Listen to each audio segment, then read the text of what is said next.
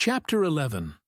When the ladies removed after dinner, Elizabeth ran up to her sister, and seeing her well guarded from cold, attended her into the drawing-room, where she was welcomed by her two friends with many professions of plea.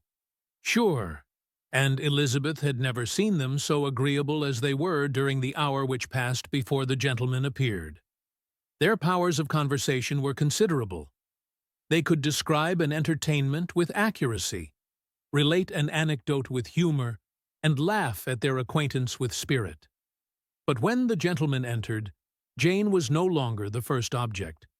Miss Bingley's eyes were instantly turned to Ward Darcy, and she had something to say to him before he had advanced many steps. He addressed himself to Miss Bennet with a polite congratulation.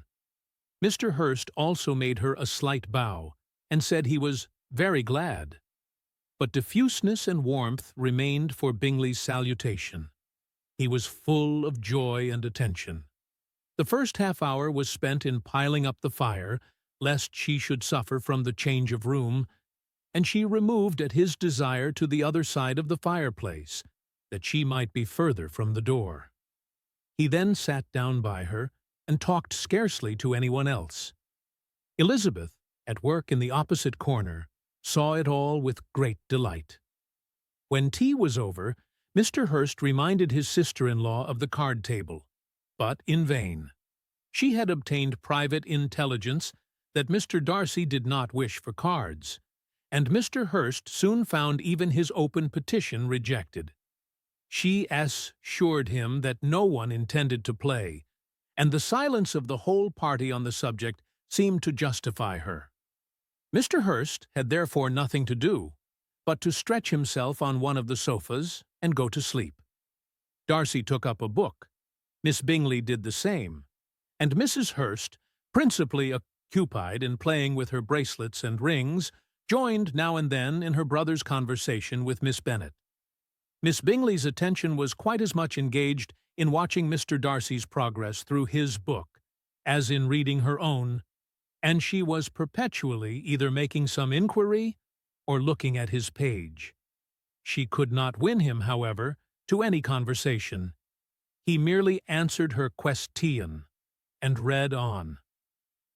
At length, quite exhausted by the attempt to be amused with her own book, which she had only chosen because it was the second volume of his, she gave a great yawn and said, "How pleasant it is to spend an evening in this way! I declare, after all, there is no enjoyment like reading. How much sooner one tires of anything than of a book. When I have a house of my own, I shall be miserable if I have not an excellent library." No one made any reply. She then yawned again, threw aside her book, and cast her eyes round the room in quest for some amusement.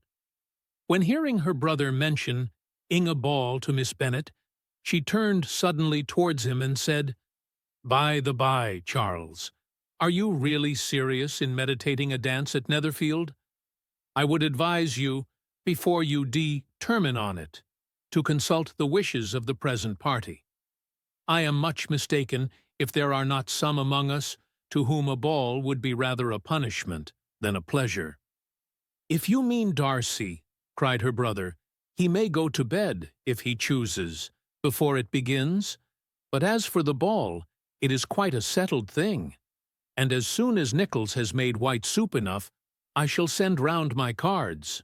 "I should like balls infinitely better," she replied, "if they were carried on in a different manner, but there is some thing insufferably tedious in the usual process of such a meeting.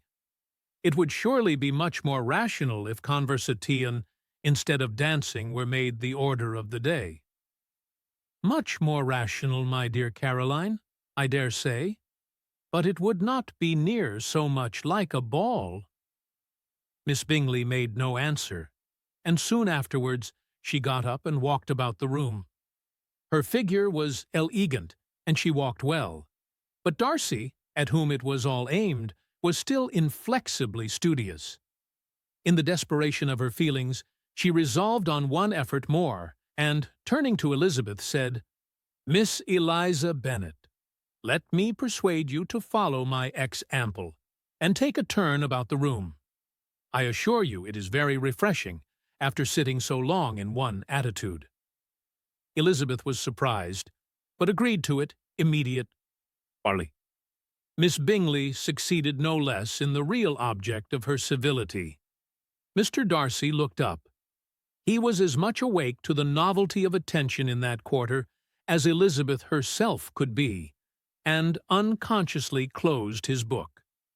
He was directly invited to join their party, but he declined it, observing that he could imagine but two motives for their choosing to walk up and down the room together, with either of which motives his joining them would interfere. What could he mean? She was dying to know what could be his meaning, and asked Elizabeth whether she could at all understand him. "Not at all," was her answer.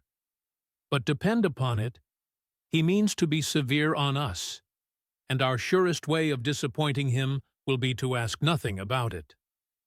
Miss Bingley, however, was incapable of disappointing Mr. Darcy in anything, and persevered therefore in requiring an explanation of his two motives. "I have not the smallest objection to explaining them," said he, as soon as she allowed him to speak. "You either choose this method of passing the evening because you are in each other's confidence and have secret affairs to discuss, or because you are conscious that your figures appear to the greatest advantage in walking. If the first, I would be completely in your way, and if the second, I can admire you much better as I sit by the fire." "Oh, shocking!" cried Miss Bingley. "I never heard anything so abominable. How shall we punish him for such a speech?" "Nothing so easy, if you have but the inclination," said Elizabeth. "We can all plague and punish one another, tease him, laugh at him. Intimate as you are, you must know how it is to be done." "But upon my honor, I do not. I do assure you that my intimacy has not yet taught me that. Tease calmness of manner and presence of mind. No, no, feel he may defy us there. And as to laughter, we will not expose ourselves, if you please, by attempting to laugh without a subject. Mr. Darcy may hug himself." "Mr. Darcy is not to be laughed at," cried Elizabeth. "That is an uncommon advantage, and uncommon I hope it will continue, for it would be a great loss to me to have many such acquaintances. I dearly love a laugh. Miss Bingley," said he, "has given me more credit than can be. The wisest and the best of men, nay, the wisest and best of their actions, may be rendered ridiculous by a person whose first object in life is a joke." "Certainly," replied Elizabeth, "there are such people, but I hope I am not one of them. I hope I never ridicule what is wise and good. Follies and nonsense, whims and inconsistencies do divert me, I own, and I laugh at them whenever I can. But these, I suppose, are precisely what you are without." "Perhaps that is not possible for anyone, but it has been the study of my life to avoid those weaknesses which often expose a strong understanding to ridicule." "Such as vanity and pride." "Yes, vanity is a weakness indeed, but pride, where there is a real superiority of mind, pride will be always under good regulation." Elizabeth turned away to hide a smile. "Your examination of Mr. Darcy is over, I presume?" said Miss Bingley. "And pray, what is the result?" "I am perfectly convinced by it that Mr. Darcy has no defect. He owns it himself without disguise." "No," said Darcy, "I have made no such pretension. I have faults enough, but they are not, I hope, of understanding. My temper I dare not vouch for. It is, I believe, too little yielding, certainly too little for the convenience of the world. I cannot forget the follies and vices of others so soon as I ought, nor their offences against myself. My feelings are not puffed about with every attempt to move them. My temper would perhaps be called resentful. My good opinion once lost is lost forever." "That is a failing indeed," cried Elizabeth. "Implacable resentment is a shade in a character. But you have chosen your fault well. I really cannot laugh at it. You are safe from me. There is, I believe, in every disposition a tendency to some particular evil, a natural defect which not even the best education can overcome. And your defect is to hate everybody. And yours," he replied with a smile, "is willfully to misunderstand them." "Do let us have a little music," cried Miss Bingley, tired of a conversation in which she had no share. "Louisa, you will not mind my waking Mr. Hurst?"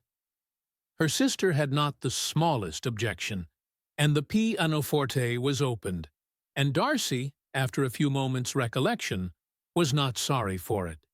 He began to feel the danger of paying Elizabeth too much attention,